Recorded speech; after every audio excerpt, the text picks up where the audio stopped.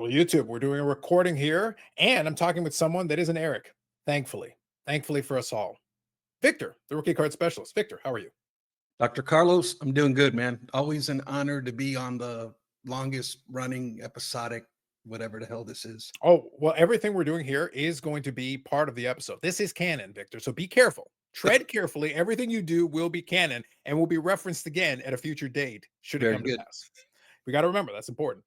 One other thing I was going to mention. So, the majority of this conversation, just to let everybody know, is going to be just on the general topic of content. But there's a couple of different things. We chatted just to get a little bit of the lay of the land. I gave Victor a couple of fun updates just so we know where we're going to go touching on a couple of things that obviously this past couple of weeks have brought up upon us. But then Victor also had a reaction video that elicited some interesting response. He's had a couple of videos over the last couple of months that I want to reference back. I love my callbacks. I feel like we're not respecting the callback around here, Victor.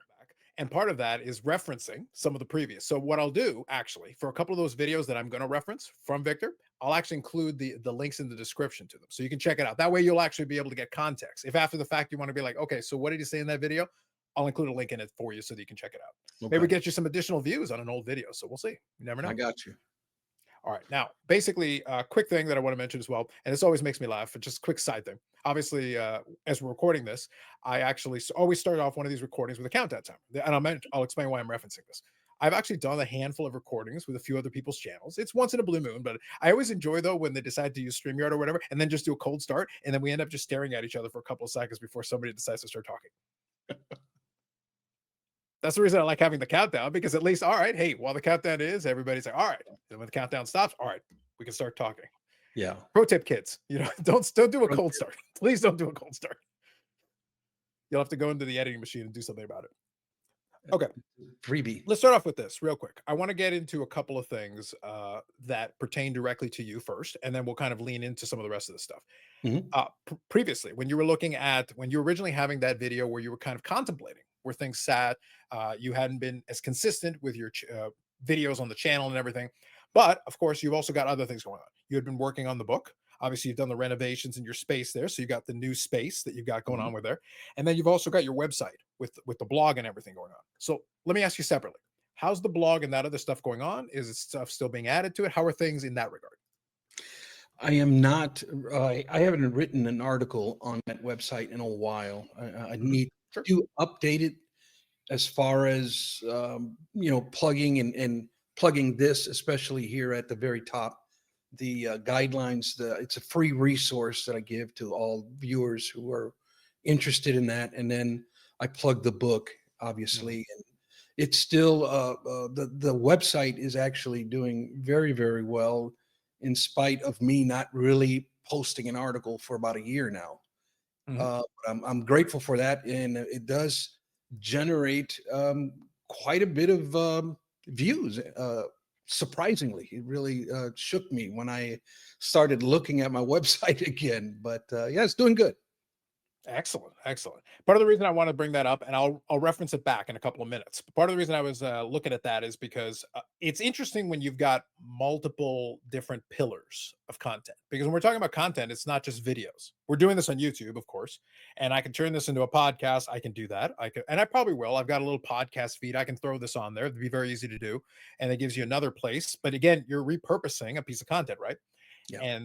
And you've also got the blog as well. So depending on what happens, you could use the blog if you wanted to supplement something, to add more information, to show images, to do this or to do that. So you've got options, but you could basically leverage multiple different things into one thing. And having a website in that sense makes a lot of sense. So, but if we focus strictly on the YouTube side of it, it's we're always at the behest of the mighty algorithm, and that's what everybody always kind of talks about and looks at. Yeah. So at the time, you were looking at the views, you were seeing that they were slipping a little bit, and one of the things that I kind of observed around that time, so this is around February timeframe, was Hmm. the time that that video came out. And one of the things I was observing is I think we were in a weird ground where a lot of people had kind of lost a little bit of interest because, yeah, the views were sliding. Uh, it's tough to find things to talk about. This is something I'll talk with you about in a second. Uh, if you've got a specific topic that you're kind of known for, do you get pigeonholed a little bit into it? And again, we'll talk about that. But it's hard sometimes, depending what you're trying to do. If you're a collector and the stuff you're making is strictly about this is my collection. Hey, let me show you what's in this binder. Let me show you what I'm collecting. Let me Hmm. tell you a story about when I got this card. Well, then it's basically far as your imagination wants to go. If you're trying to do a mix of things, though, it gets a little awkward.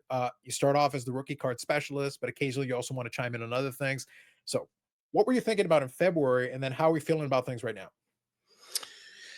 Um, I'm curious before I respond to that, Carlos. I'm curious. What were you sensing on your channel around February? Were your views declining as well, or no? Mhm. They were pretty much stagnant. There is a little bit of a slide to it. There are other causes. So part of the reason I like having these conversations is I also like to analyze. It's one of my favorite little topics. I'll throw it Mhm. into the podcast occasionally because it's fun for me. It's also entertaining because Eric obviously doesn't make videos. He just makes scathing hot takes that we'll get to that later. But Baubles and Ball Cards. Obviously, he has a couple of YouTube channels, so he understands it a little bit from that perspective. But it's a lot of what the stuff he did was based on SGC submissions initially and a lot of that. But he has got other stuff and other videos he's made for his collections and things he's done. But it's always interesting to see the ebbs and flows. I had built the advantage of having a live stream. So just to answer your question, the advantage of having a live stream that has become kind of the flagship, the anchor of the overall channel, means that on Friday nights, I know what I'm going to be doing, more or less. Unless there's some weird scheduling thing, Friday night, I pretty much know what it's going to be. Some people pop in and pop out. Generally speaking, you hover around a certain thing. Around that time, I felt like interest was kind of stalled. People were kind of sitting there, and it was like people would still catch it, and sometimes people would still catch it on replay. But the active participation live was kind of stagnant, and then the numbers adjust accordingly. And then if the flagship is kind of sliding a little bit, just kind of hovering, well, the other stuff isn't going to do anything either. And I wasn't necessarily making supplementary videos in between. So me going back to the talking head thing is more of a recent thing that I started doing again, which Mhm. actually I think helps. I think it Yeah. helps just having that contrast. That's just my opinion, what I was seeing. Yeah, for me, man, it was back in February, and I don't obsess over it, but I do like to keep an eye on it every 2 3 months. Mhm. Look at the analytics, see how I'm doing, how the channel's doing, and I started to notice, a couple of quarters at least that were there's just decline, Mhm. and concerning to me, I kind of started digging into what's going on, why is this happening. I kind of nerd out on the gurus that are available to us on YouTube Okay. and they kind of keep you up to snuff and up to date with how things are changing and evolving with YouTube. And I think that's important information as a content creator. I think we need to keep our ear in the rail as far as what's going on with that. And I started to notice a lot of things, more particularly for my channel. I think is I only post one video a week, and I think that is to my detriment and to my channel's detriment. And YouTube wants 2 3 4 5 6 videos a week and they really start to push you out there.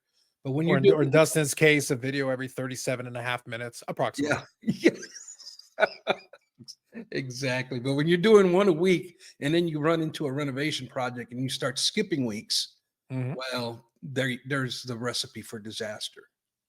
Yeah, no, for sure. And look, just to give a little background on it, because it's one of the things that I look at as well. And but the part of the thing is, I look at the analytics, but I also kind of remember, and this is something that YouTube has slowly leaked out a little bit here and there. Um, a lot of people look at when we talk about the algorithm, a lot of people look at it in reverse. They think the algorithm is you out. The reality is the algorithm is us in. And what I mean by that is, if you go and finish listening to this conversation, which you should listen to possibly at 1/4 speed. I want that watch time, Victor. I want it all. 1/4 speed. Listen, really absorb the words that we're saying. This is important stuff here.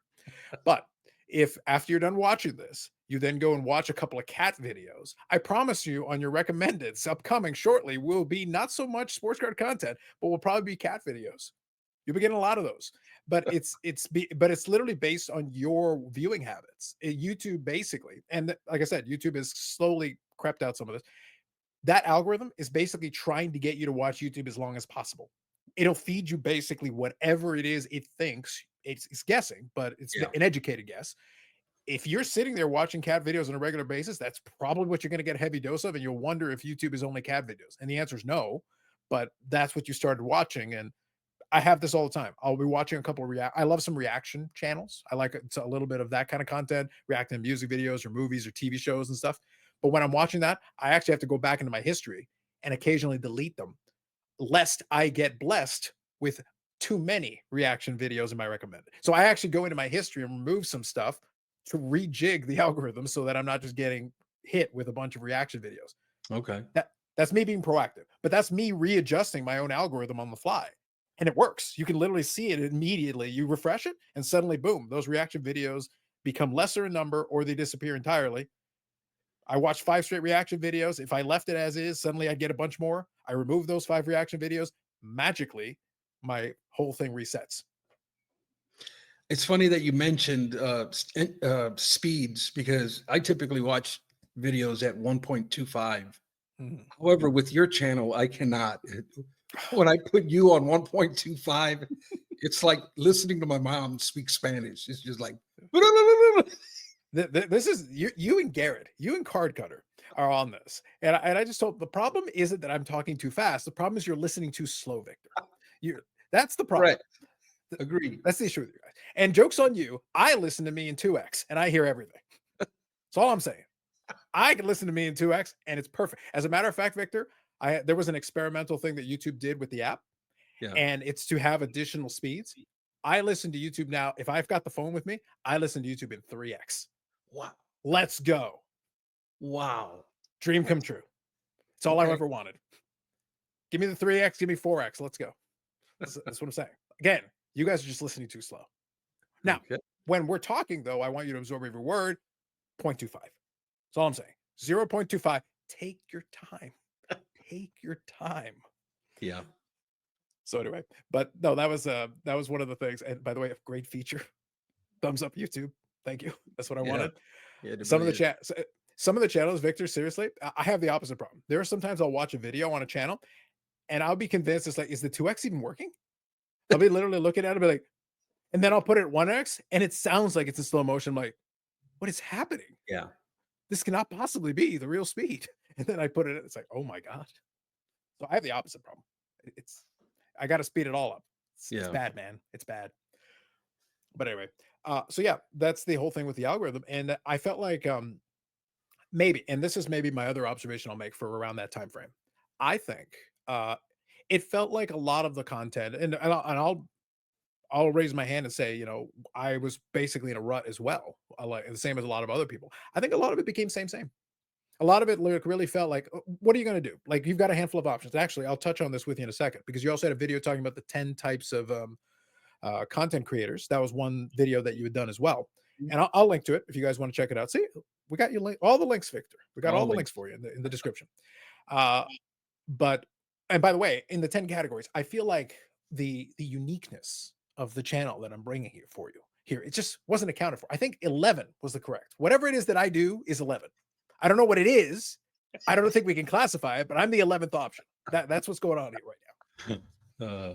With that kind of thing is that you do have all these different categories, and I think you can mix and match a little bit because I'll tease Dustin and Neo and a lot of it. I'm on a Discord with those guys, so I'll usually tease them on their stuff. And like I mentioned in a video I did at the time we're recording this is Thursday. I recorded a video Wednesday night.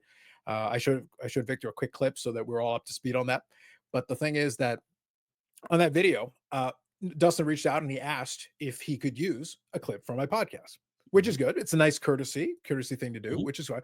Technically, he doesn't have to, by the way. I'm not the kind of person who sits there and go, oh, you have to. No, it's kind of open-ended. If you put it out there, it's available. People can clip it. They can use it. It is a nice courtesy. I appreciated that he asked. And like I said in my video last night, you're welcome, Dustin, for the easiest video you're going to make all year. Like it will not get easier. Just let Eric go. Let Eric go. Talk in the beginning, talk at the end, and just let the man go. But when it comes to a lot of that, that's kind of interspersed with the news things. And Dustin's a good example because he was doing kind of the daily news thing. He'll pick like a topic or two and throw in, here's a video, here's a video, here's a video. He'll talk to Alf, here's another video, talk to Alf, and so on and so forth. He started doing a couple of podcast episodes now with like DPZ. He's got that. He'll do the odd interview here and there, but the majority of the channel is the daily news thing. He'll pick something, or the Jeff Wilson response of the week. That's a regular segment on there. Yep.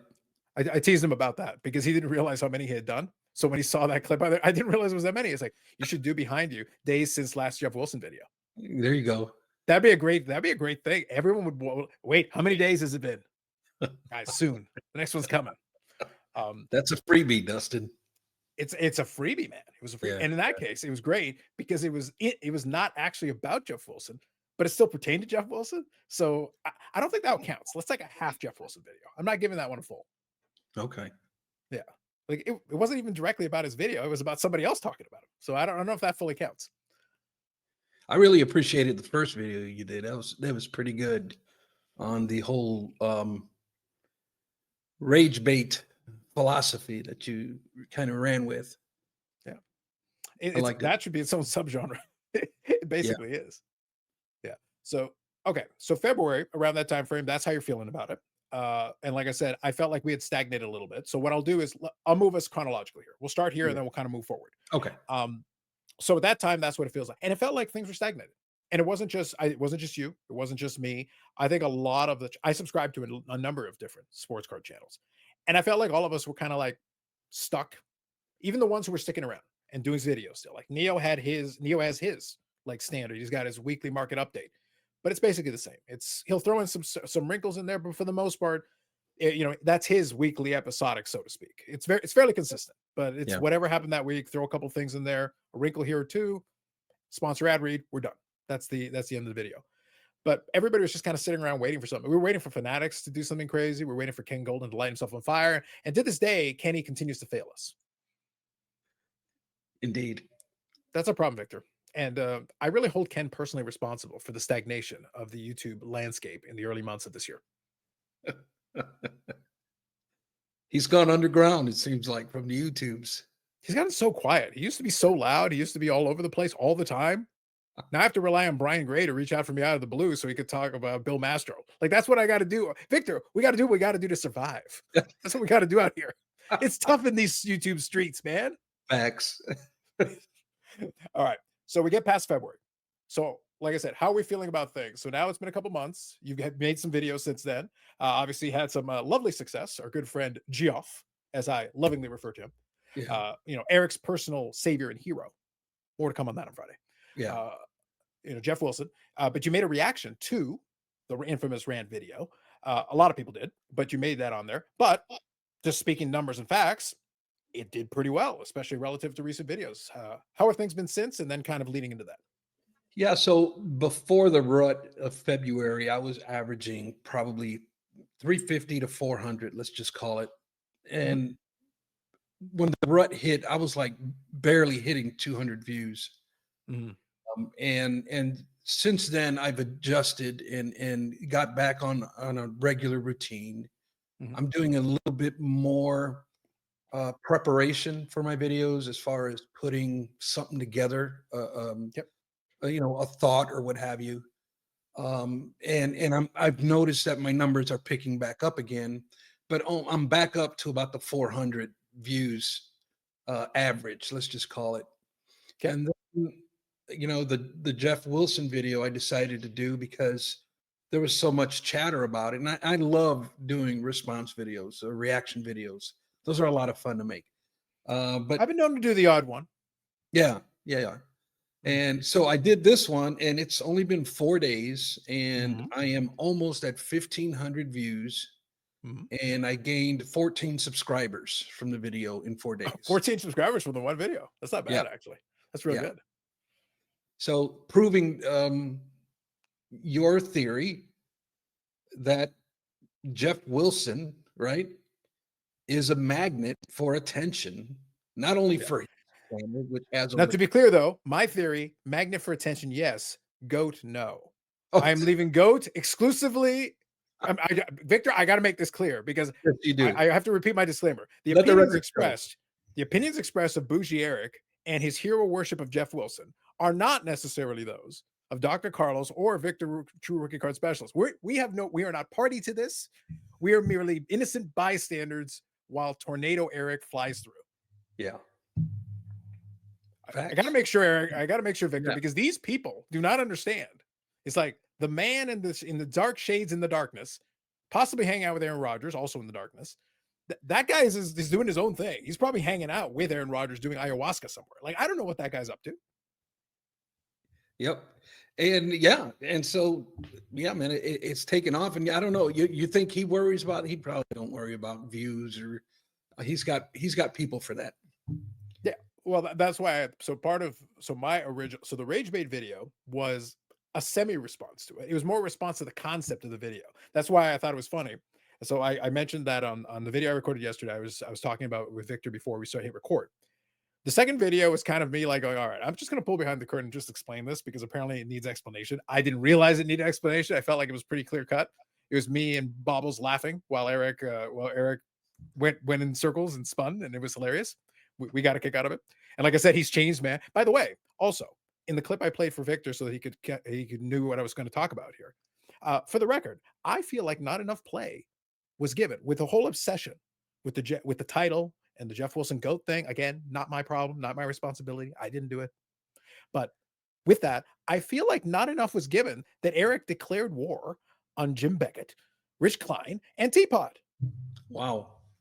Like, and also that has nothing to do with me. To be clear, those are also the words of Eric and not a single soul. Like, I'm assuming the Beckett army is coming anytime soon.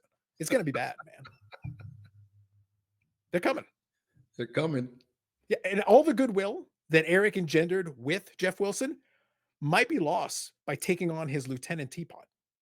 That's not good. Like, yeah, that's the Raptor, man. His VIP, his exclusive VIP visit of Cards HQ is in jeopardy as we speak. Indeed. It was going to be good, but now it's not going to happen. Probably. It's rough. More on that story on Friday. That's a developing story that'll come by Friday. I'm confident in that. We'll find out. But the like I said, your video did proportionally well. It's like, but you kind of have to, remove the variables. What was the difference? The difference is the subject matter. What were we talking about? Like let's face it, like that's what it was. It was the subject matter. We have it's the most clear. Like if you were in a lab, we can remove all the other variables were the same. The channel was the same. The audience was the normal audience was the same. The subscriber base was the same. The only thing we did was we changed the topic. Right. So you draw your own conclusions. I'm just looking at the numbers and I see one thing and it seems to indicate something to me. I don't know.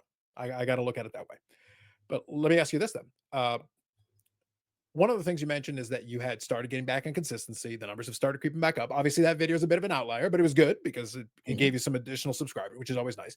Do you feel like, though, you said more preparation, but do you feel like you changed anything else about the presentation? Because one thing that I know you mentioned in a couple of videos is that obviously in the early days when, you were focused very closely on the rookie card thing. Obviously, that's one thing. You've niched down to a very specific topic, but you went into depth on that topic.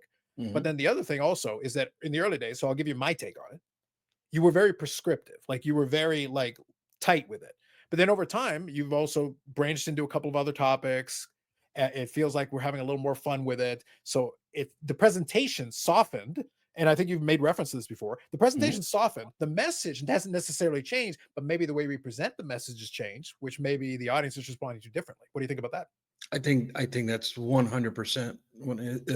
And I just had a birthday, YouTube birthday in March. It's been 5 years now, a little bit over 5 years. Happy belated birthday.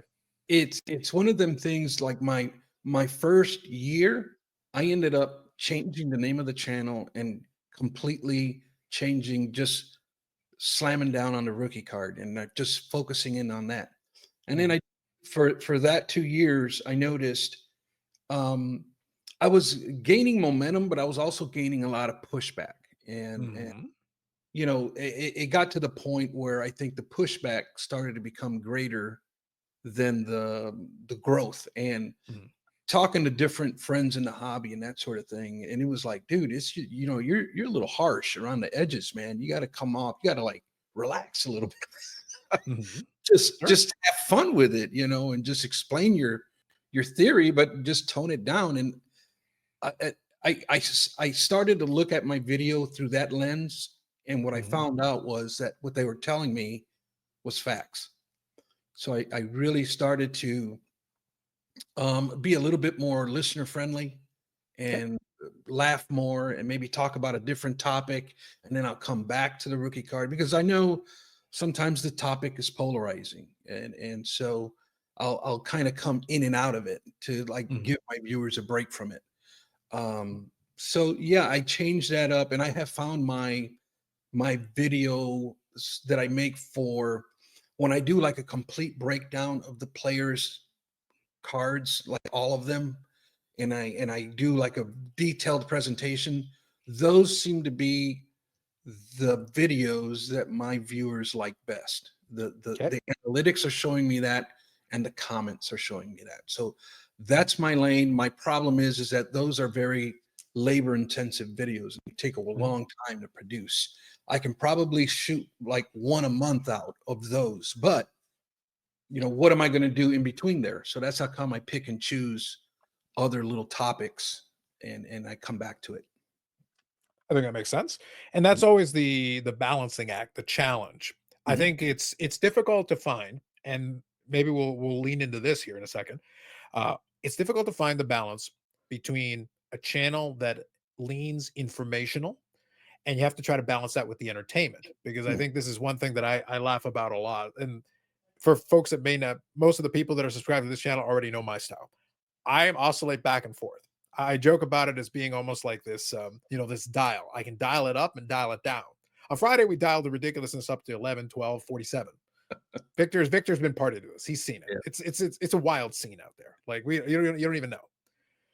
Normally, the podcast is at least 5% more mature. I don't know what happened. I don't know what happened this week. Something we took a wrong turn at Albuquerque and we wound up somewhere in a different dimension, I think. Yes. But normally it's 5% more mature. But I like to have the contrast to it. That's why I joked about it with people, and I said the point of the podcast is that most of the time, again, silliness notwithstanding when something happens, but most of the time it's to give a slightly more structured version. The Friday is kind of a free for all. It's a hangout. I'm sitting here. I've got my beer in front of me. I don't know what the chat was going to want to talk about. Sometimes we wind up talking about food, Victor, and it happens for an hour. And people want to talk about their favorite breakfast cereal. This has happened. I'm not using this as a random example. This has in fact occurred. And that conversation probably ended up going for 45 minutes, and the chat was engaged the whole way. Turns out there's a lot of passion for cereal, Victor. Who knew? But it happens, and that's okay, because the Friday is a hangout. It's not required that we have to do a certain. But then other times we'll bring somebody on who wants to talk about a specific topic or has a certain expertise or whatever, and then yeah, we'll lean into that. And there'll be moments of ridiculousness and moments of serious, and we'll literally dial it back up and down over the course of the hours. Yeah. Podcasts, we'll usually try to keep it a little more straightforward, but we'll basically just torment Eric, and everyone enjoys it and has a good time. Dialed back slightly, but still the going back to what we're talking about, the general thesis, the points are still being delivered, but we're having fun with it. We're embracing the entertainment side of it along with the informational side of it. And that's a tough balance because I think a lot of people struggle with it. If you're a collector channel, you can kind of do it however you want because it's fine. But it's weird because we're not doing this professionally. But at the Right. same time, we still want to see that growth as kind of a way of keeping score. It doesn't feel if it stagnates to a certain point, it's kind of tough to find motivation. Like then I have to put in more effort into it. And if it doesn't feel like the return on the effort, and I think that's something you were encountering in the February. And I think Mhm. in the comment section there, some people were talking about the same thing. It feels like you have to work twice as hard to accomplish half as much. That's tough. Yeah. So moving forward, I assume then as things started kind of you basically leveled it out. Mhm. How are we feeling about it right now? I'm feeling good, man. I wish I can do more than just one video a week. But I have, so much other stuff on my plate that Mhm.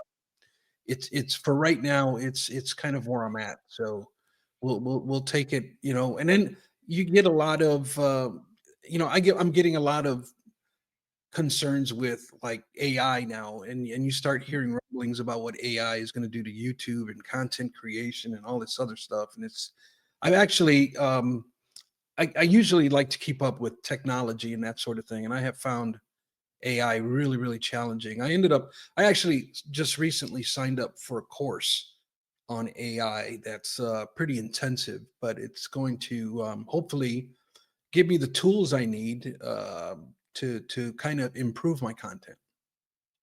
That's good. And Yeah. I did remember from one of the videos you did talk about you were the early adopter back in the day. You were the guy that kind of got directed to the technology.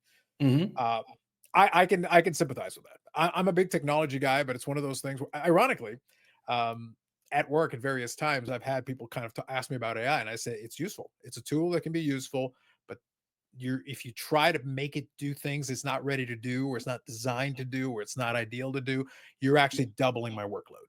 Hmm. Just think about how you apply the tool. A tool is a tool. Certain tools are better equipped for certain things. My favorite analogy: I can use a rock for a lot of things. I could use a rock as a hammer. It would work. Is it the ideal tool for the job? No, not necessarily. But you could bash somebody's head in with it. It's probably a better tool for that. It does a pretty good job with that. Or holding a piece of paper on your desk down. It probably does a really good job at that. But it can do all these things. Some of it's gonna be better at than others. But there is a tool for the job. You want to hammer and nail? Probably get a hammer. That's Yeah. probably a better tool for the job. But the rock could do it in a pinch. That doesn't mean it's the ideal tool for it. We don't need to force it into every scenario. Some Right. scenarios is going to be better than others. Let it evolve slowly and naturally. But I'm telling you, what I'm learning, it's very eye-opening, Carlos. It's like this stuff is this stuff is going to change the world, man. I'm telling you, it's deep. It is deep. Listen, I've seen Terminators 1 and 2. I refuse to acknowledge 3. 3 is kind of crummy. I don't even want to talk about that one. It does The give Sarah you Connor, a vibe, man. It really does.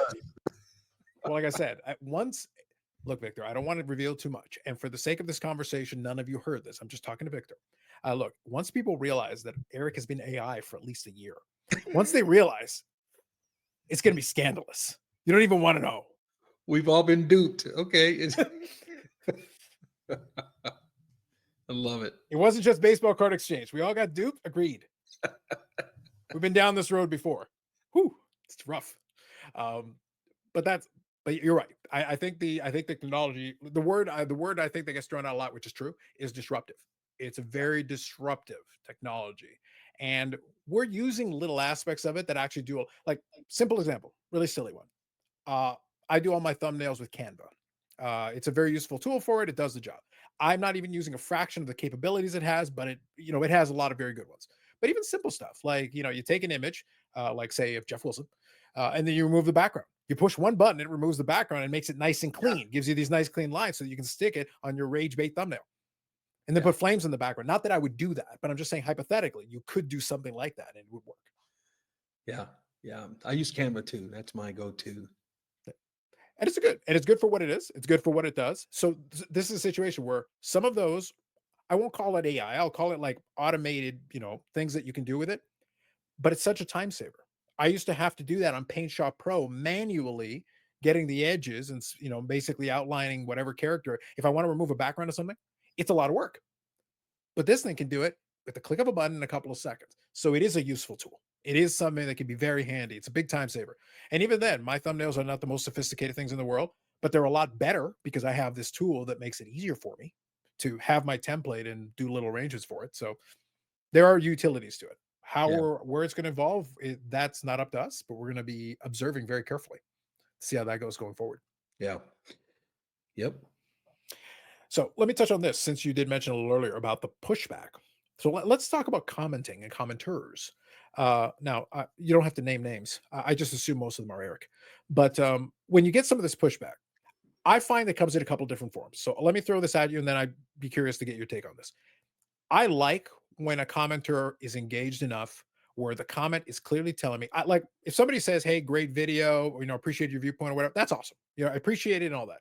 Yeah. But I love the comment where somebody says, "Oh, I get what you're saying, but," or "I'm thinking about this," or like, "This is my experience," or whatever. The comment is clearly listened to what it was and then wants to offer a vantage point or has a question or whatever. So it's more of an engaged comment. I love those. Yeah. So when you're getting pushback though, are you finding it's more of at least it's referencing something in the video, or were you getting a lot of pushback like, "Did you even watch the video?" Because that's my least favorite, is where it's very clear to me whatever you're saying was either refuted in the video or that's literally not what we said. Yeah. My pushback comments are very few anymore. Mhm. Typically my viewership is very supportive. But yeah, I did have a season, let's just call it, of some pretty harsh um, pushback. Some of it is like constructive criticism, right? And I Sure. really appreciate those. And I'll be the first one to thank the person for that's the kind of feedback I'm really looking for, Carlos, Yep. is how can I be better, and you can really learn a lot from that type of feedback.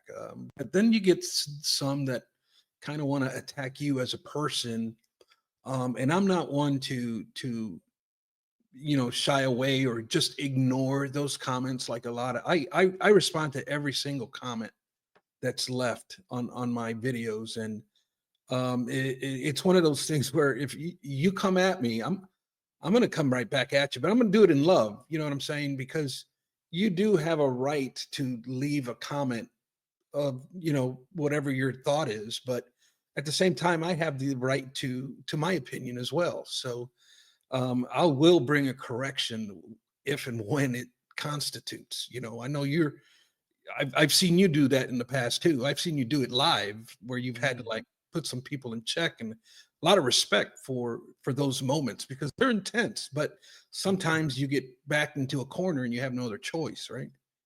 And of course, I do it as a man of peace. Of course.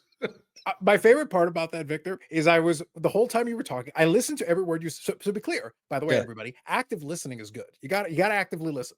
I was Yes. listening to every word Victor said, but in the back of my mind, I'm like, I'm throwing man a peace line. It's coming, and I was just waiting patiently to let you finish your thought so that I could Yes. throw it out there. And my favorite part was that was included in a year-end clip where you were on the live, and I nailed you with the man of peace line because Yes. you asked me if I was a hobby watchdog, and I just said I feel like I'm a man of peace. Yeah. Got you at that time too. It was perfect. Yeah. Yeah. It's one of my favorite things. And but the joke aside, that's basically how you have to come at it. Like that gag has a background, a backstory. People that know. But the point is that look, we could be very confrontational, and I've said this multiple times on the live stream in the earlier days of it. Hmm. I was very happy to lean into the more confrontational version of the response because again, I am a life troll. Just I am the trolliest person usually on the live stream is the host. So, like, my first instinct is what horrible thing can I say here? And in what way can I besmirch the name of Mike Trout? These are the two things I'm thinking about. These are important things that I think about. These are the two, regardless of the scenario, Victor. These are the two things I'm thinking about. But over time, kind of in talking about we built a good community. The folks that are participating in the chat, a lot of them are regulars who come by and hang out regularly. So they know the inside jokes. They kind of know. So, when Eric says something ridiculous, they kind of just roll with it. Or Yeah. then they ridicule him mercilessly. And then being a good host, I encourage them to ridicule him mercilessly, as we Yeah. do. So And hit the that's like okay. button. Of course, because he pays for it. Uh, but that's the thing though. Like you can disagree with somebody. And the reason I asked you the question though about the commenting thing, about the pushback, is that sometimes there are the only comments that ever really frustrate me are the ones that very clearly you were not even listening to the video itself. Right. Right. It's like you're giving me a book report, but it's very clear you didn't read the book. I'm okay with you can tell me the book is bad. I'm okay with this. But show me that you actually read enough of it to be able to actually determine whether it's good. Don't tell me you looked at the cover and then, oh, this book is terrible. You got to give me more than that because as soon as your comment shows me that something that is refuted right in the meat of the video, right in the middle of it, like what you just said is factually incorrect and was specifically spoken up against in that video. That's how I know. Yeah.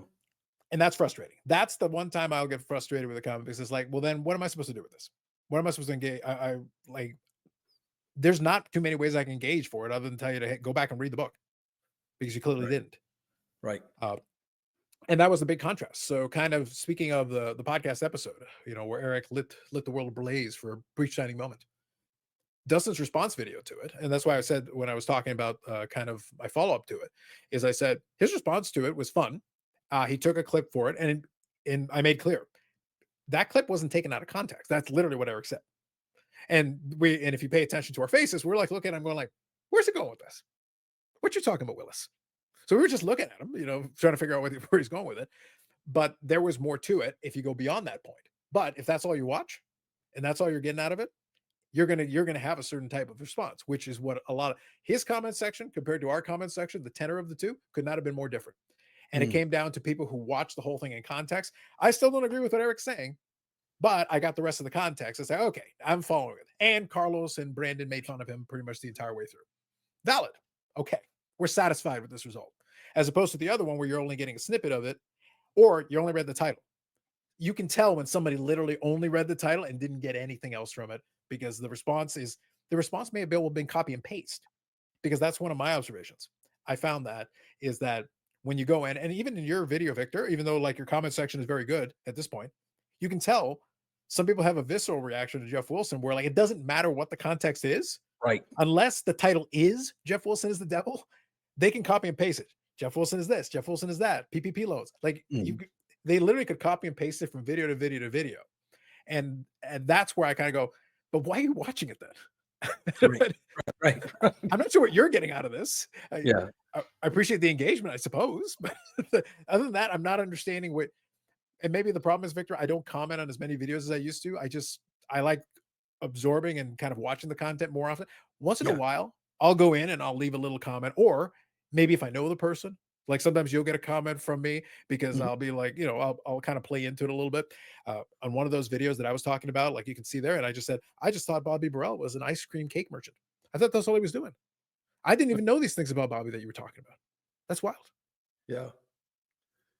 But that's because I know you, and I figured you'd appreciate that comment.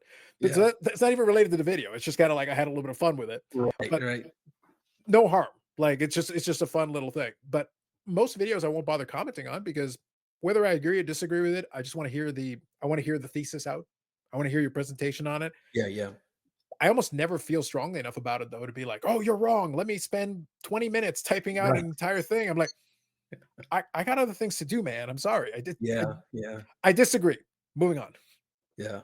Yeah. There was a lot of pushback on Jeff on my video, a lot of like hate comments, you know. Yeah. But the thing, my only point is that I don't even mind the hate comments. You do you. Like it's free country, knock yourself out. Right. But they're the same comments you put on 5 other videos. Right. Right. It's like he's not reading your comments on Victor's channel. So I'm not sure how you think you're getting to him. That's the part, Victor. This is the part that I'm confused about. That's it. Type whatever you want. Exactly. It's cool. But I'm not understanding how you think it's going to get to Jeff. Right. Right. Unless Teapot's spying in the chat, which he might be. That's a different conversation. And now after Eric has declared war on him, that's a different thing. Now he'll be observing us like a hawk. So that's a different issue entirely. I'll address that issue on Friday when it crops up. There you go. But so that's kind of the comment thing. That's why I wanted to kind of think about that and also look at it from the perspective of, I feel like the tenor on some of that stuff has changed. So let me touch on this.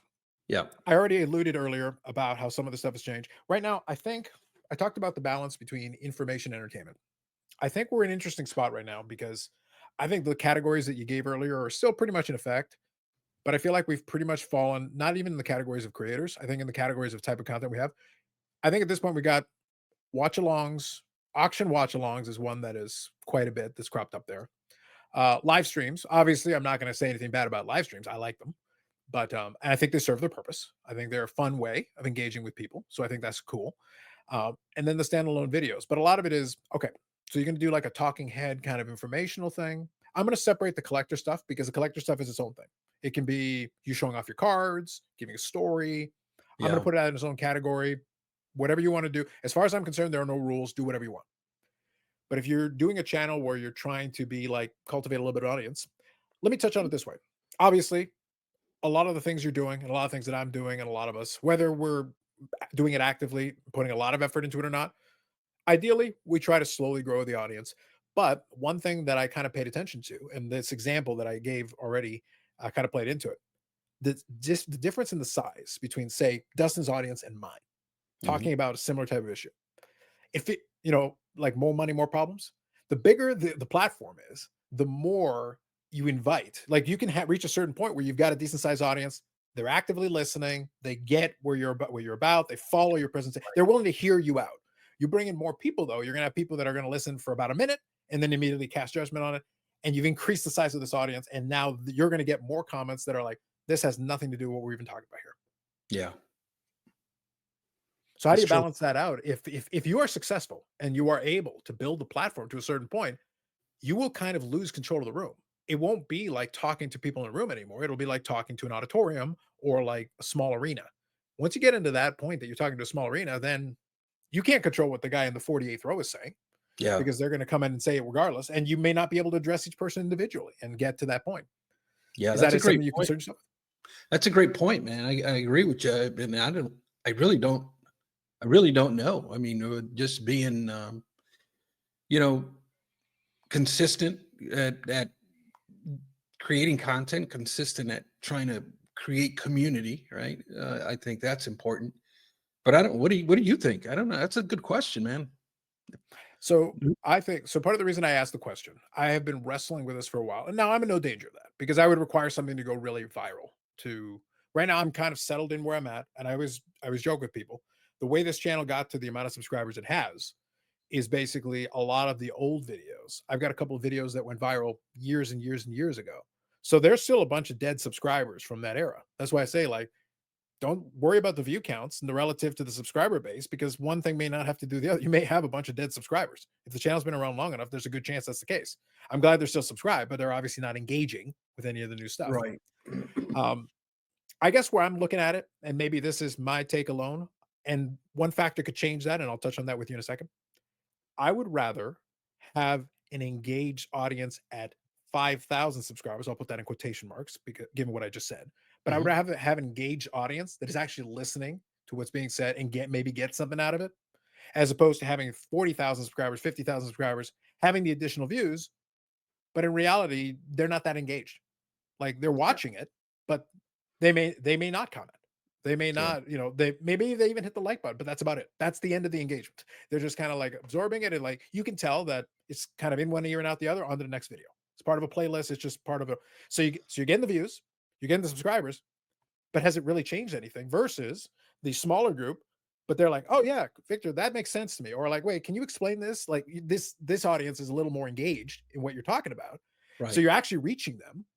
Or, somebody like the Brian Gray thing that I had on the channel a while ago was because he reached out because he saw a video where I talked about the one thing. He wanted Mhm. to discuss it and he wanted to do it on a live stream. He initiated that. So I've got Yeah. Brian Gray over here. I've had Ken Golden reach out to specifically talk about something specific that he wanted to correct or whatever that he gave a little feedback on. Fine. So you'll get these people who want to say their piece, but I've got a small audience, relatively speaking. But Mhm. it's still Mhm. their ears still hearing. So I would almost rather be in a position where, like, look, worst comes to worst, Dustin does a reaction to it, and his audience gets it that way, and I'm kind of actually shielded. his Yeah. his comment section gets most of the stuff. I'll get the folks that actually want to get the source material. So Right. it almost creates an insulation. That's kind of the way I'm taking. I would rather the people that may have be able to, if there's something I think that should affect change, I Yeah. would rather the people that can affect the change hear me rather than the mass populace. I don't really care about the random click for the person that's going to watch through two or three videos and be gone anyway. Yeah. Yeah. That's a great point. That's a great point. It's that engagement, that community building. I don't really, man. I don't envy Dustin or even the. I think Neil's getting up there too. Mhm. Uh, reading through some of Dustin's comments, man, it's like, wow, this dude. I don't know how he does it, man. Pumping out content every day and putting up with some of the comments that are just like unnecessary in my opinion. Yeah. Well, I do think you that's why I said I think you multiply that. There he and Neo are in a weird spot because you're kind of in the you if you put different levels, different thresholds, once you're getting to like 0 to 1,000, that's like one threshold. 1,000 to 3,000, up until about 5,000. Once you get past that, it's kind of like you're there. Then 10,000 is the next thing where things kind of change up for you a little bit. They're kind of in that zone where they're above that, but Right. they're not at 40, 50, 60,000. Right. And 100,000 is all the way up there. There's some folks that have gotten there. Card Collector 2, Sports Card Investor, there are channels. Our space though, and this is maybe something we can touch on here. Our space though has a very clearly defined ceiling. Yeah. You look at all the effort that the Sports Card Investor channel has done, and I can pull up a bunch of Pokemon channels that crush it. Yep. Like blow that out of the water. It's not even Yep. close. So it's like you're talking in magnitude. So the biggest players in our space are minnows compared to like some of the really massive channels and really massive genres. Yeah, yeah. What do you think the floor is? You mean you mean the ceiling Well, as far as like minimum, for you like mean for a YouTube channel that is perhaps like, you get monetized at 1,000, right? and then you're climbing up. I would say like where Dustin and Neo at is decent at about Yeah. 20,000. That's decent. Well, But yeah, somewhere in the middle there is where you and I are at. yeah. And So I what's think that number? Do you think? so. I think it depends on what your goal is. So actually, I think that's a tremendous segue. Great job, Victor. Keep this up, and you're going to be Doctor Victor before we know it. Oh, I'll send you the credentials. Um, the thing is that I think it depends on what you're trying to accomplish. So Dustin and Neo, again, so for everybody listening, we're using them as an example because we know them fairly well. I chat with them on the Discord regularly, so it's easier for me to comment on them just because I know a little bit of some of their numbers. So I'm not completely reaching in the dark here. Uh, they're in an interesting spot because at the level they're at, they have enough of an engaged audience. They still have a large audience of like transient people that'll come and go depending on the video. Like you can see some fluctuation depending on what it is, but they've got enough of a consistent audience that is tuning in on a regular basis that they can basically my measuring stick then for them is the amount of sponsorships they are able to get. When they can get a certain amount of sponsorships that stick around consistently, it's not just get a sponsor for a couple of weeks and then they're gone and then another one for a couple of weeks but when you've got certain ones that kind of hang around for a little while, that means they've seen enough value to actually throw a little bit of money at them, whether it's affiliate links or whether it's directly compensation. So it's about the engaged audience versus that's why I say there's that difference. The stuff I do with AMG. So when I'm hosting stuff on the AMG channel, they're a card shop based out of Halifax, Nova Scotia. They're good friends of mine. And I've been able to do some stuff with them where I'm directly hosting stuff for them. It's a very specific thing.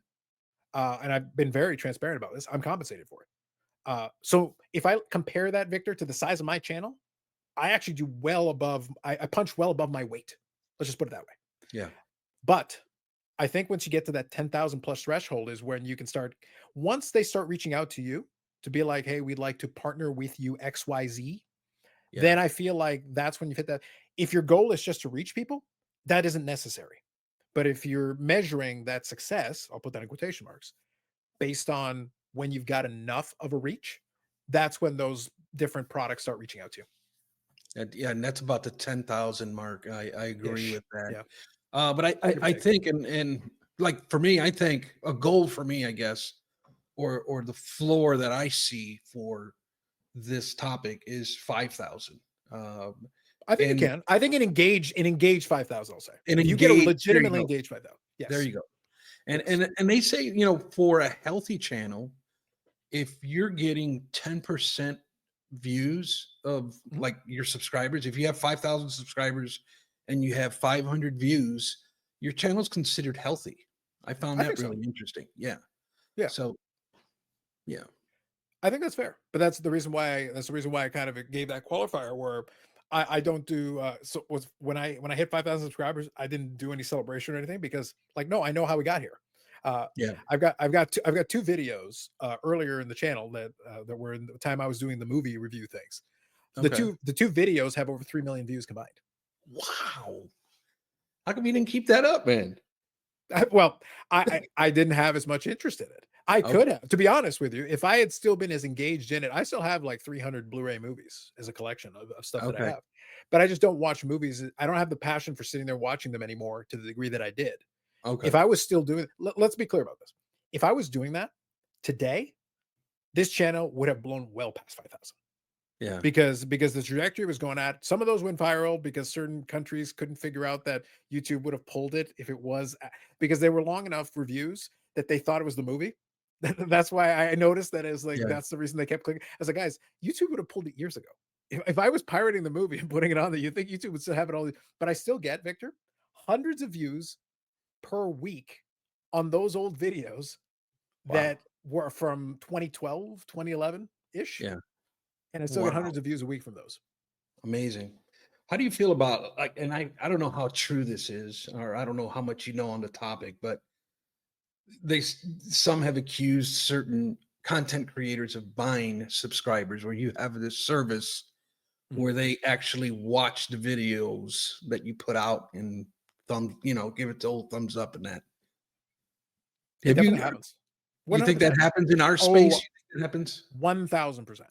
Really? I think now, ironic since we've been talking about it so much, Jeff Wilson is obviously one that gets accused of it all the time. But the thing is, when I'm just looking at the subscribers that went up, there were certain events that coincided with it going up, like certain nationals, as because in the early days, again, you have to be around long enough. If you remember, that channel started off not too crazy, but then he went to the national, just did videos from the national, which the national is actually. I'm, I have my place doing not national coverage, annual, traditional, not national coverage from my home base, where I basically get out of my bed and I come down here and then I make fun of things while you guys are off doing your national. You keep doing you, but I will make videos about it without ever having to leave my house. It's great. Uh, but those do very well. By the way, even my not national coverage videos do very well. That's how strong it is. That's how strong the pull is, the power. But in those early days, that spiked up the views. Where I think that becomes very prevalent, though, is in some of the influencer young guys that are doing the show circuit, because Mm, you'll see literally you can go into Social Blade and you'll just see this ridiculous spike. All of a sudden, the views didn't really go up, and you gain 2,000 subscribers. What conclusion would you like me to draw from that? right, right. So, like at that point, like that, then it's just math, Victor. Like I said, that video you just did very well for you. That means it also reached an audience that isn't your normal audience. You were able to pick up some subscribers, but to your point, 1,500 views and you picked up 14, 15 subscribers. Yeah, That seems like a healthy number. Again, considering you already had a built-in audience, some people that were already watching your videos, you already had yeah. some subscribers, so you picked up some. That used to happen here and there, where the odd topic would hit. When Sports Car Therapist disappeared, Mm, we did a podcast episode talking about it. I had clips of another one. his stuff and stuff like that. Well, that podcast episode did very well. Well, I picked up probably about 20 subscribers from that. That makes sense.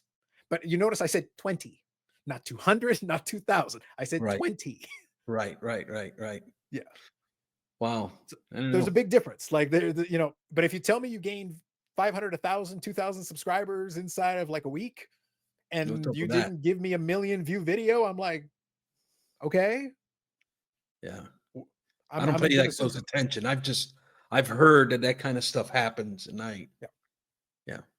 Yeah, I just noticed a few that seemed kind of high. I went into Social Blade, and then they've got the little chart. You can see it, and all of a sudden you see this, and I'm like, Mm, huh, okay. And then you go to the channel and go like, so which viral video did you do that hit 1 million views? I'm not seeing it. yeah, yeah, yeah. So at that point, I just draw the conclusion based on that. Like, do I know for certain? No, I don't. But Right. that graph seems to, especially since right after suddenly that subscriber train just slowed down and went back to where it was normally. So if you see a random weird spike that you cannot explain in any other way, like I'm at least suspicious. I'll put it that way. Yeah, yeah. Yeah. Hmm. So kind of but what I was saying, kind of touching on that, is that yeah, it depends on what these people are trying to do. Obviously, I call the subscriber thing a vanity metric. I think it really is a vanity Yeah, metric. Would it be cool? Would it be cool to have the play button, a little plaque? Of course, but I think this is the wrong niche for it, Victor. I yeah. honestly think this is the it, 100%. it's I clearly I think possible, but it'd be difficult.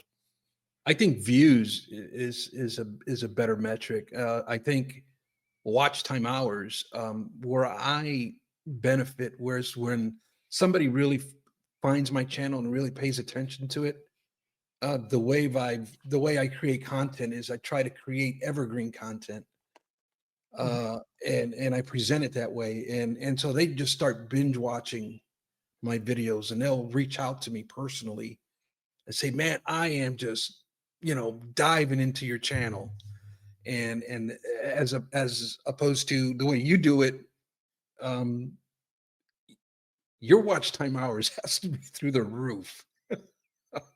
So Victor, look, again, Talk to me. Bec- Victor, because we're friends, I'm going to share with you as a hobby doctor. I'm going to share with you my secrets. But again, for the rest of you, ignore everything for the next couple of minutes. I just want to share the secrets with Victor. As a prospective hobby doctor, I need to share some of my wisdom here. Yeah. So here's the thing, Victor. As far as I'm aware, and I have no medical science to suggest otherwise, but I am a doctor. So here's what I've got. what I've concluded is that I can use my live streams. The watch time hours are actually enhancing my life force. It's actually Yeah. time that I steal from others and then put into my soul. It's like that movie with Justin Timberlake where you add time. So I've literally stolen years. So basically, Victor, as long as these live streams go on for interminable amounts of time, I'm immortal. You got to make, I mean, I'm good for the majority. I typically, my wife and I go out on a date night on Friday nights. Mhm. And so by the time we get home and that, I usually typically tune in around 9 o'clock to Sure. your, I'm typically good for at least half the show. Mhm. Well, the show, so jokes aside, although the thing I said about life force is true, Yes. I am growing in immortality. I'm just saying. Uh, so the thing is that the show is not this. I laugh because sometimes people will be like, "Oh, but it's so long." It's like the show is not designed. I'm not mandating that you show up at the beginning of the show and still till the end of the show. Correct. It's literally a hangout.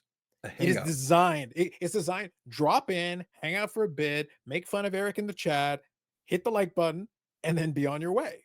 And then you're welcome to come back later if you want, or if you are interested in maybe some of the. Again, I'm going to try to get back in the habit because speaking of stagnation, one thing that I liked doing is I liked inviting people on to the live stream to have different voices. Mhm. Obviously, myself and the Burrell can talk forever. Garage Eric will Lounge. probably incite a riot somewhere, so that's a thing.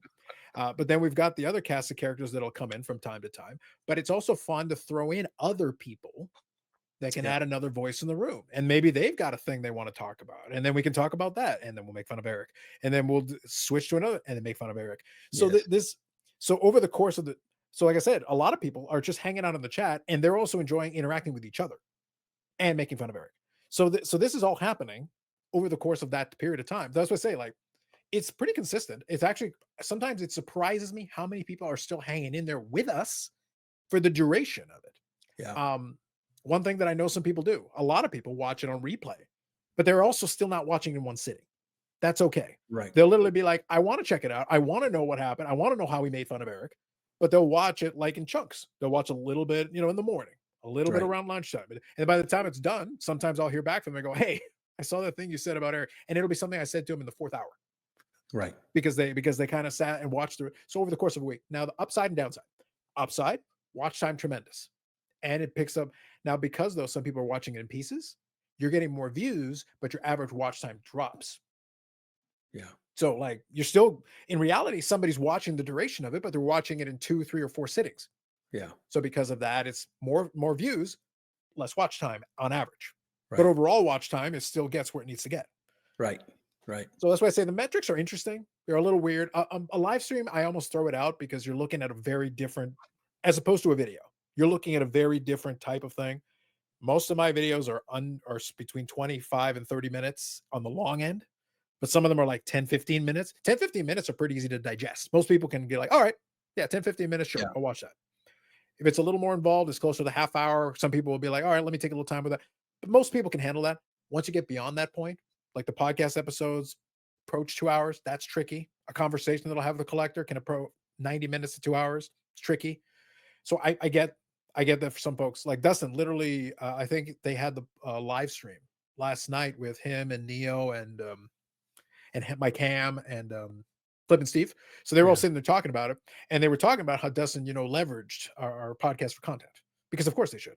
That was included as part of that. But the thing is, it doesn't say it's like, well, yeah, I can't watch. I really can't make it through the entire live stream, but yeah, I watch the podcast because the podcast is between 90 minutes and 2 hours, and I can listen to it in the morning. Perfect. That's why I'm providing two different things, two different experiences, depending on what you. And the podcast isn't just the live stream in that form. It's Right. generally speaking, we'll talk about something else. Right. But on the live stream, it can be whatever. Yeah. I typically put you on and I'll list cards or do some of my eBay shipping and just Perfect. listen to you guys on the background. Sometimes I chime in. Most of the time I don't though, but I enjoy the conversation and the banter. That's for sure. Yeah. You got a pretty The big- good little niche there.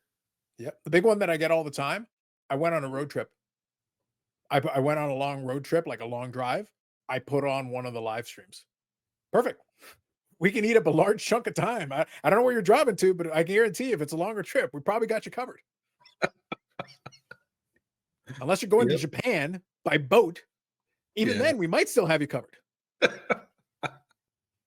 just saying. Yep. But that's a reality of it. But that's why I say like these different pillars. So actually, let me touch on this with you. See, I love the segues. Uh, my choice was to have these different types of content for different audiences. I'm not expecting the live stream viewer to necessarily listen to the podcast or vice versa. I'm offering two different experiences depending on the standalone videos are their own thing as well. Some people may only want to do that. Some people may only want to listen to podcasts. Some people may only be interested in the live stream to tune in and make fun of Eric. But regardless of what they choose, hey, some people watch all of it and I appreciate them for it, but I'm not expecting it. It's different experiences for different people. With what you're doing right now, obviously you'll throw in some things in there that are not necessarily related to the rookie card, the reaction things. But are you thinking at the moment in time that you found a mix that you like in terms of stuff you're doing on your channel? Yeah, I also keep track of like I like the rookie card hobby news. Sure. They don't really do too well for me, but I like covering that type of content, especially when it comes to like the lawsuits between Panini and Fanatics. I feel that Mhm. all of that really ties into my topic or my niche of the rookie card because licensing is a big part of all of it. And so I like following that type of stuff and I really enjoy the content, but doesn't really seem like other people do. Just the whole legal side of things, people just kind of like check out. Um, so but I still feel like I put an obligation on myself to make a historical video for that so that later on there can be like a record of how things evolved in the event that I needed or something. But also, what else is there? The reaction. I don't do too many reaction videos, although Yeah. I love doing them. I should do more, but I don't know. I try not to. I try not to regurgitate what everything else is gone. I've noticed you've kind of backed off of that too because of like by the time you make your video and upload it, it's like it's been it's been regurgitated so many times, and unless you got something new to add to it, it's really pointless at that point. It's like first to market, which is typically Neo and Dustin. I don't know how they do it, but golly, they guys they Well, must know you didn't somebody. realize that Neo is actually recording a reaction to this, and I haven't even published it yet. That's how fast the reaction may be ready before I hit publish. I think it's entirely possible he may beat this to Yeah. market, reacting to what you just said. No, but I like this. You know why I like this video that we're doing right now is because you don't see it. I've often asked myself, how come guys don't talk about content creation? I mean, it's we all do it, but nobody really talks about it. So, It's like my uh, favorite thing. Trust me, Victor. If you gave me an excuse, I would 100%. I would have a podcast that was only this, and it would yeah, drive people insane. Uh, I like it because so let me explain kind of the thought on this. The reason that I like it is because it's a hobby within a hobby. The way I phrase it is a hobby within a hobby. Cards are cards. The joke for the longest time now, I go out of my way sometimes to do entire videos or entire segments of videos where I don't show a single card. And yet it's a sports card channel. How does that work? Well, the thing is, yeah. like, guys, I got piles of cards over here. Like, Hey, if you want a we damn got to card, show the obligatory vintage, or we're not gonna. You're not gonna hold get on. We're gonna get selected. We're gonna get there. You go. There you Here's how go. about Roy Campanella? How about that? Here, just because I like you guys, you can have Billy Martin too. There you go. Enjoy. You get You're a making your twofer. case for the You get a YouTube Hall of twofer. Fame here, buddy. You get a two. That right there might have just sealed it for me. This might be it. This might be it, Victor. I might have just gotten it. Uh, but like, I like collecting. I'm a fan of collecting the cards. But the thing is, can I talk about them for long periods of time? Yeah, of course. But like, honestly, I don't sit there and obsess over every single detail of these guys. Like I keep them on my desk for a while. I enjoy them for a bit, and then I put them in a binder. And then honestly, even as we were chatting, I have a snipe set up on eBay that I set before you came on, for us to record this. Yeah. And the flow of the collecting is going on constantly for me. So it's just a regular part of operating business. Can we talk about? Of course, we can talk about it. What would you like to? But 90% of the time, unless I'm speaking to my fellow Canadians, How many of you want to know about my latest Mike Modano acquisition? I can answer that for you if you'd like to know. Like, how interested are you? Anyone? Bueller? Okay, that's what I thought. So Yeah. I'd rather speak in more of the general topic. The news thing is interesting. Part of the reason I don't do as many reaction videos, touching on what you said a couple minutes ago, is because a lot of it I just don't find the original video. That's literally the reason I didn't react to Jeff Wilson's actual rant rather than the context of the video itself in relation to the rest. I found that more interesting than the content. The content, yes, people collected sets in the 1980s, Victor. Yes, We're done they did. now. They collected, and you know what? Some people didn't. And after that, and I'm a guy who was never really a big set builder. So when I was a kid, you know what I did? I collected players and teams. Both things can be true. Yeah, Absolutely. both things can be true. But that's the video, Victor. We're finished. That's a YouTube short. Done. Like Yeah. I don't need a whole video for that. It's very easy. He said a lot of stuff, and throwing that 60s and 70 cards are boring. That right there is rage bait. I'm just basically it's just to poke the bear. He just threw a gallon of gasoline in the fire with that comment, didn't he? Yeah, but it's just throwing stuff in there to see what sticks. Yeah. It's like putting Jeff Wilson as the hobby goat in the title. Who would do that? Honestly. Yep. Kind of jerk would even think about something like that. Now, believe it or not, by the way, I think a lot of you guys who've watched this already know this. Like, I can be going in a bunch of tangents and then bring it back around. So watch this. So one of the things that Victor was talking about was how he likes doing certain genres of videos, but then the audience is a little bit more niche for it. It isn't necessarily as interested. Here's a question for you. Let me play into that for a second. Mhm. One of the things that fascinates me, kind of talking about the types of content, the ways of doing, there's different ways to skin a cat. Different people have tried different models. I'm always fascinated by the models. But one of the ones, so are you familiar with Brett McGrath and Stacking Slabs? Yeah. Okay. So one of the things that I think is interesting, it's kind of an experiment that he's doing, and I've been observing it from a distance, and I'm fascinated by it. He's kind of tried to build his own personal podcast network. What I mean by that is he doesn't really focus on YouTube. A lot of his podcasts are audio only. However, he has over the last maybe year or so been doing video versions, which are available behind a Patreon paywall. Mm. So the actual podcasts are available to everybody. You can all listen to the podcast. But what he's done is, speaking of what we were talking about a moment ago, he's got all these podcasts that are these different niche topics. So it's like just focused on this. So there's like Card Ladder Confidential, where he's talking to the Hoj and his partner in crime. But Yeah. that's one pillar. There's a WNBA thing he's trying with a co-host. He's got that. He's got Smashing the Bin, which is talking about just buy it now cards. These are they're all part of his podcast feed. You've got basically the same host in all of them, but there's also a video version of all of this. So when they're showing cards, you can't see it unless you're subscribed to the Patreon. Genius. So he's trying, but each one of these individually, though, if he tried to do this on YouTube, though, he would get some viewers, he gets some traction, but the amount of viewers probably isn't worth as much as a Patreon subscription. So it's kind of an interesting way of trying to monetize that. So what I'm getting at here is we talked about a little bit earlier about the threshold and everything.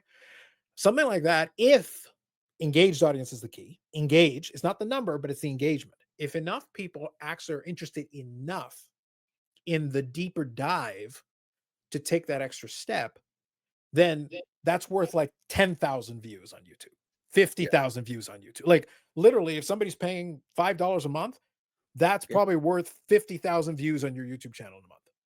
Like it's ridiculous the gap between. You're going to need millions of views to actually see anything that would register that you would even care about. That's really smart. I think he's a marketing guy too, if I'm not mistaken. He is, but that's why I say like it's an experiment. Go ahead. Isn't Spitballing Cards doing the same thing now? I think they're advertising a Patreon now as well. They are, yeah. So they're an interesting case because they have built an audience. Their actual YouTube channel has actually done pretty well. It's gotten traction for it. Yeah. Obviously, they do live streams and stuff, so they've got that. But then this is kind of like this is where I kind of always found this interesting. And one other thing that I find interesting, really quick, and you'll remember this. I remember when anybody trying to monetize anything was immediately like rotten produce would get thrown at you. Yeah. It didn't matter what it was. You turn on the ads, they throw rotten produce at you. You have a Patreon, oh my god. Oh my goodness. And torches. Pitchforks and torches. It's just funny where we've gotten to is all I'm saying. That's Yeah, all I'm yeah, getting at yeah. with that. But the reason I asked the question is I think I'm observing it with interest. I am curious to see how he does with that.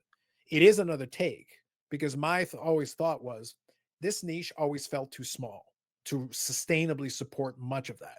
If you've got the right audience and they're into it the right way and they're engaged enough in it, you can probably pull it off. Because that way, realistically, if you've got three, four, 500 like dedicated subscribers that are doing that, and then some people are watching on YouTube separately from that, that's probably a sustainable model. I wouldn't be trying to make a living on it because it's just too unpredictable. Like it's all over the Right, place.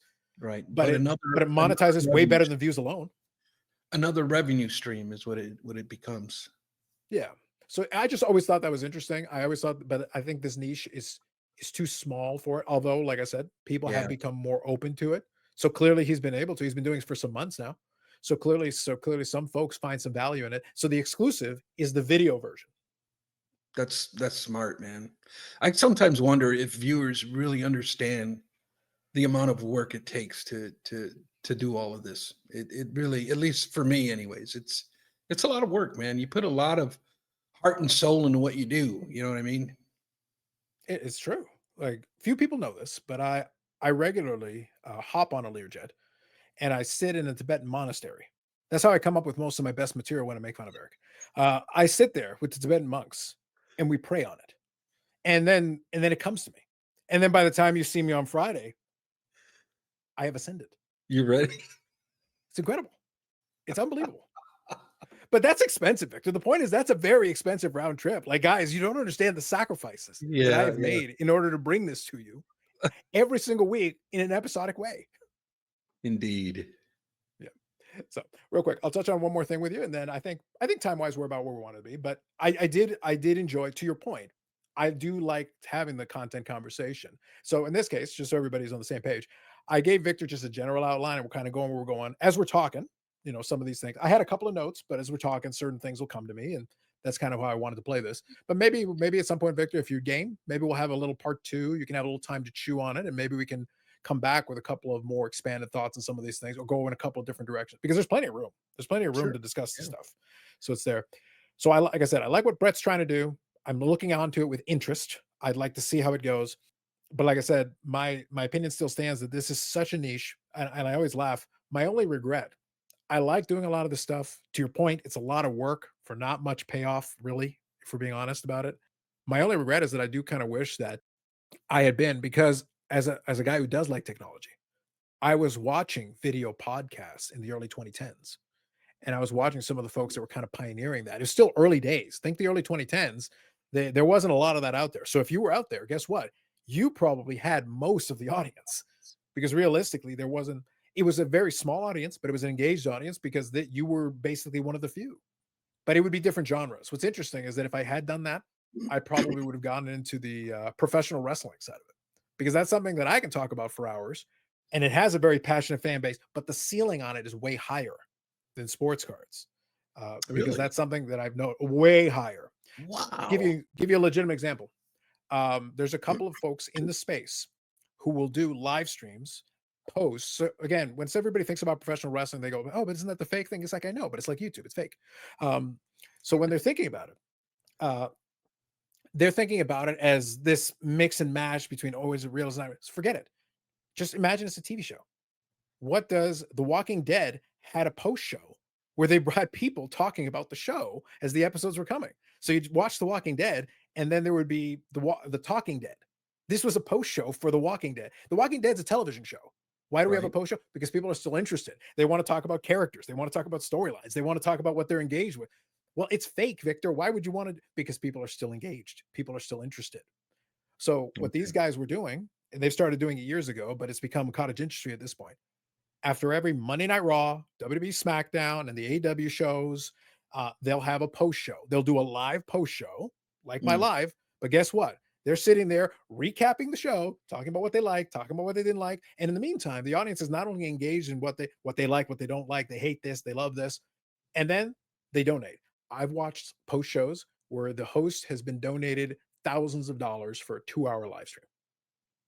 Wow. which model, and they've got 100,000 subscribers or 80,000 subscribers or whatever. Well, if Victor, if I told you that you could do a post show on this, and even if it was $400 or $500, you're sitting there for 2 hours, you're talking to the audience, they're going back and forth with them, and they're super chatting you, $500 super chat, $200 super chat, $50 super chat. And then by the time it's done, you probably made $2,000 or $3,000 for 2 hours worth of work sitting there, and you watch the show. Mm, That's a way more sustainable business model than anything sports cars got. for real. Yeah. And when I'm watching that, they'll have 2 or 3,000 people on the live stream. Who's doing Wow. that here? Right. Right. And this is an audience that already watched the show in a lot of cases. So they already Right. watched the show, and now they're listening to you talk about the show for another 2 hours after the fact. That's an Wow. engaged audience, Victor. By definition, that's an engaged audience. Yeah, man. That's why I say this is the wrong niche, buddy. This It is really the is. wrong one. I'm sorry. It is. It is. That's why I say I look at that, and I'm not aspiring to that. That's not my point. I have a day job, and I'm very happy doing my day job. I just don't see. In some ways, I actually think that trying to make a living at it in this niche would be such a grind. I don't know. It wouldn't be worth it to me. That's just No, kind of my opinion on it. there's no way. I've made videos on this topic before. I don't know. There's just no way to afford a full-time living doing this sports car thing. Yeah, you can make money, but you also got to spend the money in order to continue making money. Mhm. I don't see it. Yep. Yeah. And I think though the key, and I think the takeaway from it, because I don't want to present from that example I used, I don't want to present the idea that in any way it's easy. You want to talk about, you think the Jeff Wilson comment section is toxic. Watch what happens if you say something bad about their favorite wrestling show that they really like. Oh my goodness. Mm, They lose their minds. really? Oh, you will get You torched. you got a second channel on wrestling, don't you? I do, but I've actually focused on the cards themselves. Okay. So a lot less, I don't get as much, to your word from before. I don't get as much pushback on it because people are just clicking on the video because they want to see what's in the cassettes. They want to look at them. Like usually when the new product releases out, I will go and grab a box or two. I'll do a couple of videos on that. I'll talk about what I like. I'll talk about what I don't like. People who are doing that already clicking on it, knowing what it is. It's a box break or it's kind of a review slash box break. So they already know what they're getting into. So they tend to kind of play along with it a lot better. They're very happy about it. So to your point, only doing a handful of videos. So again, by comparison, this sports car thing, I've been doing it for a while. The wrestling thing, I've basically been doing about a year worth. 500 views, 600 views, 400 views. This is just for box breaks. I've done a couple ones where I just look at the checklist and talk about some of the pieces. And by the way, I'm not even covering WWE, which is the bigger company. I'm covering the secondary one. Imagine if I was touching more on WWE and talking more about that. It would Yeah. actually be much bigger view, but that's hundreds and hundreds and hundreds of view counts for relatively. Now the problem is that I'm buying boxes, so that costs me money. Yeah. So, but I will then sell the cards and do things with that. That's fine. And I enjoy it. So that's why it's okay. But Okay. that's not a sustainable model. Now, if you want to talk about the show, the way that I was just describing, that will get you more attention. I have had a couple of videos where I did that. I was actually talking about WrestleMania 40. So that was not this last WrestleMania, the one before that. And I was talking about the card and going up and down the card and what I liked and didn't like about it. It got a lot of engagement. They didn't like what I had to say. But for the record, I was correct in everything I said. For the record, I was correct in all of it. What's your competition like in that niche? It's gotten bigger. It has gotten a lot bigger, but based on what I see, truthfully, the amount of people, and this is why I say there is that complicating factor. The amount of we'll keep saying pushback, but it's a lot harder than pushback. The amount of comments that you'll get in that, you will get people specifically going out of their way to try to. You will have people try to cancel your channel if Wow. they don't like your take. That's how Wow. angry they get. So they get very passionate about. So you have to develop a thick enough skin to basically take abuse. You want to talk about what Dustin has? Times it by about 100. Whew. And that's just because they didn't like that you watched the show that they watched and you didn't think it was as good as they thought it was. That's it. You just didn't think the show, you're like, you didn't like this. It's like you didn't fill it with praise. They're throwing grenades. They're not throwing produce. They're throwing grenades. They're just I'm like, you people are angry all the time. My goodness. Wow, Upside, interesting. upside, very passionate audience. So it can be very engaged, and they clearly, if they like what they're hearing and or they're entertained by your presentation of it, Mhm, mhm. entertainment again, then yeah, that's where you're getting the super chats and all that. And it can be a living for some of these guys. They have actually been able to turn it into that. But you will literally have people go out of their way to say, oh, you're a sycophant for this company, or you're a sycophant for that company. And if you're doing it right, you'll have people that will claim that you're a sycophant for both at the same time, which it seems impossible physically, but yeah, there you are. Wow. So we don't have nearly that problem. But it would be like if somebody said, "Oh, Victor only cares about Fanatics. He's a Fanatics guy. Oh no, he's a Panini guy." And you get that every single video, and everybody just tells you why Fanatics sucks or why Panini sucks, no matter what you're talking about. If you're okay with that, then there Right. are greater rewards on that end. I don't know if I'd want. That's why I say I don't know if I'd want. I'd be able to do it, but I don't know if I'd want to. Is that's a tough way to make a living, my friend. Yes. But I will Right. say it is more possible to make a living in that niche than it is in this one. But again, you will have to kind of dedicate yourself to you will have to have the thick skin to deal with the type of pushback you're going to get on that one. But if you can do that, they are an engaged fan base. So you can, in fact, build a very engaged fan base with that, and build those channels up. And it is shocking how far it can go. Or you just get into Pokemon. Exactly. Yep. Well, I did, and I'll finish with this, and then I just want to get if there's any a thought that you have, that we'll close off on that. Actually, it was funny. I was scanning through. The algorithm did provide me a couple. I still get the odd random video here and there, but there was a Pokemon channel that was there, and they were getting a ton of views on it. And it was like I think it was called Deep Pocket Monster or something like that. But it was a Pokemon channel, like very clearly good thumbnails, like whatever. So I clicked Pat on it, and Flynn's he was channel. doing it. What's that? Pat Flynn's channel. That's the one. So thank you. Yeah. So so are you familiar with Pat Flynn from before though? Yes, I am.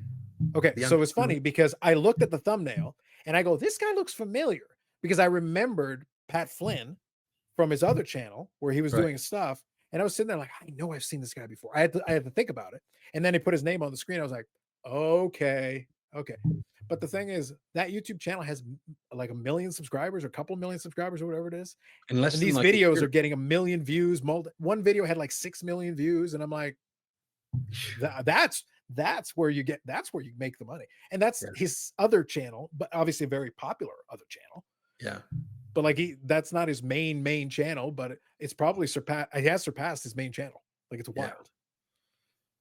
Phenomenal story on that. I keep up with what he's been doing there, and that growth has been in like I think he said like 18 months or something. Yeah. That kind of growth has happened. It's like wow. Yeah. But I mean, I think he gets a lot of his stuff. He gets like free boxes from companies or breakers or whatever, and then he like gives it all away to his viewers, and they eat It, it up. well, Victor, once you're at that point, yeah. It's funny that once you're in a position where you're very marketable, they can leverage what you're doing. It's a win-win situation. They give you product, you get content, then the viewers get some freebies, they're happy, you're happy, and everybody wins in that regard. So like I said, all I got to say is Victor Pokemon card specialist. Yeah, All I'm saying. yeah. Well, you might be Char- onto something there, right? There's got to be rookie cards. Charizard never tore an ACL is what I heard. Some Pokemon rookie cards. We'll start that. It doesn't matter, Victor. Pick one. It doesn't matter. Like at that point, if you just put enough Charizard on the screen, a couple of Blastoise, like you're It'll good, happen. man. Just go for it. It'll happen. Yep. All right. So I'll kind of leave it on that. But before I go, like I said, great talking with you. It was a fun conversation. Obviously, we went all over the. Hopefully, folks enjoyed. I meant it to be more of a conversation, not so much like a structured bullet by bullet thing. Right. Hopefully, though, you got something out of a couple of insights we gave. Again, there are experiences. Don't take it as gospel, but it was meant to kind of be like, no, these are things we observe. We're passionate about kind of observing this. That's why I say this second channel that I was talking about earlier. It has been a wonderful experiment to me. It has been a revelation. In some ways, I enjoy making content for this other channel that most people aren't paying attention to, more so because I can't break it. I can do whatever I want in whatever manner I see fit. I can try this, I can try that. It's kind of fun being able to experiment where the subscriber count was already super low. I did repurpose the channel, but it didn't have a lot of subscribers to begin with. So all the subscribers that I'm getting from this are organically new based on this content. So it's kind of fun letting it do its thing. So I'm not worried about it having a ton of subscribers. If I put more videos out, to your point, if I was more consistent with videos out, just based on what I'm seeing here, the views would track, I think, very well. I just got to think about a way to do it that doesn't rely on a release schedule that I can't control. Because that's one thing because I don't want to buy 100 boxes. That's not a sustainable model. That doesn't make any sense. I do Correct. like opening the product, but not that much. Mhm. So I don't want to do that. But I also do like recaps of the product itself. I also do recaps of the checklist and go through the checklist and talk about it. I may just have to do a little bit more with WWE cards because obviously Fanatics has taken that over and they are going to be releasing stuff on a regular schedule. So probably I will do that, even though I'm less passionate about the WWE product. I'm not as keen into it, but I like the cards. I think they're doing a good job with the cards. So that'll be my experiment. I'll go in and I'll make some more content with that. And if I see that the numbers are working in it, I'll put a little bit more emphasis. But that channel is not monetized in any way, shape, or form. It's just Mm. doing its own thing. I get to kind of build it, but I can't lose any monetization because I don't have it. Right. Right. So it's kind of a fun thing. One day, my plan at some point, I want to do a live stream on there, not a 4-hour one. But I'll figure out, I got to figure out a mix that works. And I'll probably have to find someone else that would be interested in doing it with me because Lord knows we don't want to hear about King Kong Bundy from Eric for 4 hours. We don't need that. No, because his references are very limited, Victor. Like it's a very limited window of time that we got references for Eric. Yeah. That's it. It happens. So anyway, so before we go, again, I appreciate you. I will leave a link in the description to some of the videos that I was talking about, some of the specific videos and Victor's channel in general. It'll be there. Buy his book. That's important. Yes. Thank you Buy for the that. book. Absolutely. Is there anything then, any thought or question that you want to leave us on? Any thought or questions? Thought or question. Go. It can be a thought or it can be a question that is to me and to anybody who checks it out who wants to comment in the comment section. Say nice things and also hit the like button. Sorry, pays for it. Let me give you an update on the book. Sure, go for it. So the book has been out now since July of 2024. Very nice. So we're approaching a year. It's check the acknowledgments. You'll recognize some names. Yes. Make sure you check the acknowledgments, and it's doing well. It's doing better than I expected. And so the goal is, with any book that is released through Amazon, is to sell 200 books in 2 years. Once you reach that threshold, well, then now you can take your book to other places that will pick up your book to put it in their bookstore or in their online bookstore and that sort of thing. But they want to see, they want you to prove that your book does sell. Mm-hmm. And that's the threshold number, 200 books in 2 years. I am just over 120 books sold already. Okay. So that's, and it's not even a year yet. So we're on pace to meet that threshold. And there's other platforms like Ingram Spark and other places that I'll be able to release the book. And I'm excited about that. So I'm excited about that. I do have a little bit of certain things that I regretted on the book because I wanted to, I feel like I should have expounded a little bit more in certain chapters. I feel like I should have included photos. I didn't include photos because I was touching on a touchy topic, especially on the legality things with the Players Association and all of that. And I didn't want to give them an excuse to come after me. So I didn't, I backed off of images.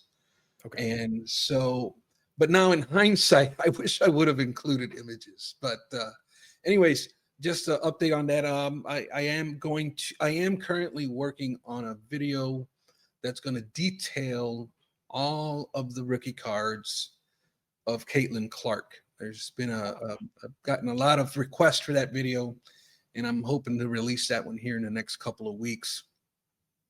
Other than that, I love this topic, Carlos, that talking about content creation. I think we need to get Scotty B on one of these episodes. I don't know what is it about Scotty B, but he owns the SEO for for YouTube, man. It's like everything that guy releases is like on point. So we Well, we gotta, might have to, like, yeah, assuming that Eric's scandalous assault on Teapot hasn't right, permanently ruined our relationship. right. Victor, I might need you to help us negotiate peace in the Middle East. And let him know that I'm willing to throw Eric under a bus. No, literally under a bus. I'll record it also so we can all watch it. It'll laugh. But like, just whatever we have to do, Victor. We may have Yeah, to figure that out. And then if we get Scotty beyond, in addition to any insights he's willing to give us, I can then work him away. So as Victor, as you well know, I know you are a man of faith. I am not, but I don't hold that against you. But the good news is I do believe in the content gods. And also, I do believe that I can ward off the great Satan that is Mike Trout. I will try to get Scotty B to see the light. Mike Trout is not the way, and I will try to save him, save his soul, his baseball soul, while there's still something to save. I'm willing to commit to doing that, Victor. This I am on a mission from the content gods. yes, I feel like sir. that's right there. I feel like that's a perfect way. We nailed it. We nailed the landing, Victor. I think we Yeah, nailed it. yeah. Mm. So anyway, like I said, all the things will be included in the description. Thank you to Victor for joining me on this one. More videos will be coming up on the channel. Yes, even some talking head ones. I feel like I've been inspired the last week. I promise I won't troll you in every video. I'm not actually making that promise. I'm not going to promise that. But I'm sure some of it will be sincere. Some of it. What percentage between 0 and 100? I don't know. It'll be greater than 0, but less than 100. That's my commitment to you. That'll be that. And then on Fridays at 8 p.m. Eastern Standard Time, there will be the live stream, the longest running episodic, whatever it is, we don't know. I've asked Victor when he can find some time, since he's a man of classifications, to figure out for me what it is because I don't know. I know it's not a rookie card, but that's about as far as I've gotten. For which one? The longest running episodic, whatever it is. I know it's not a rookie card. That's all I know, Victor. For sure, I can discount the possibility that it's a rookie card. Beyond that, I don't know what it is. There you go. So that'll be it for us. Thank you very much. We will catch you in the next one.